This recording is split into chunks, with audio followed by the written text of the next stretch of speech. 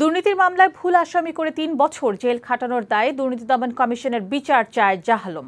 বিনা দোষে জেলে রাখার জন্য দুদকের কাছে ক্ষতিপূরণ দাবি করেছেন তিনি। কাশিমপুর কারাগার থেকে মুক্তির পর এই দাবি করেন জাহ আলম। প্রয়োজনে দুদকের বিরুদ্ধে মামলা করারও ঘোষণা দিয়েছেন তিনি। আশিক মাহমুদের প্রতিবেদন। দুর্নীতি দমন কমিশনের মামলায় বিনা দোষে ৩ বছর জেলখানায় থাকার পর উচ্চ আদালতের নির্দেশে রোববার মধ্যরাতে মুক্তি পেয়ে পরিবারের কাছে ফিরেছেন বহুল আলোচিত জাহ আলম। মুক্তির কাগজপত্র গাজীপুরের কাশিমপুর কারাগারে পৌঁছালে কারা কর্তৃপক্ষ তাকে মুক্তি দেয়। কারাগার থেকে বের হলে তাকে জড়িয়ে ধরে কান্নায় ভেঙে পড়েন তার ভাই শাহানুর মিয়া। পরে ভাই ও পরিবারের লোকজনের সঙ্গে টাঙ্গাইলে গ্রামের বাড়ি ফেরেন তিনি। দীর্ঘ ৩ বছর পর জেল থেকে বেরিয়ে সাংবাদিকদের সাথে কথা বলেন জাহ আলম।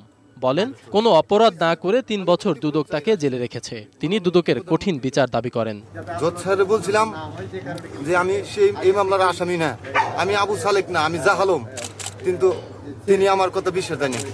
আমি কোনো অপরাধ না করে আজকে ৩ বছর আমার দুদক জেলে রাখছে, আটকে মামলা দিয়ে, মিথ্যা মামলা দিয়ে।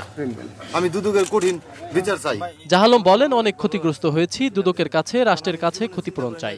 এ সময় প্রধানমন্ত্রীর হস্তক্ষেপ কামনা করেন তিনি। অনেক ক্ষতিগ্রস্ত হয়েছি, আমি ক্ষতিপূরণ চাই রাষ্ট্রের মাননীয় প্রধানমন্ত্রীর কাছে।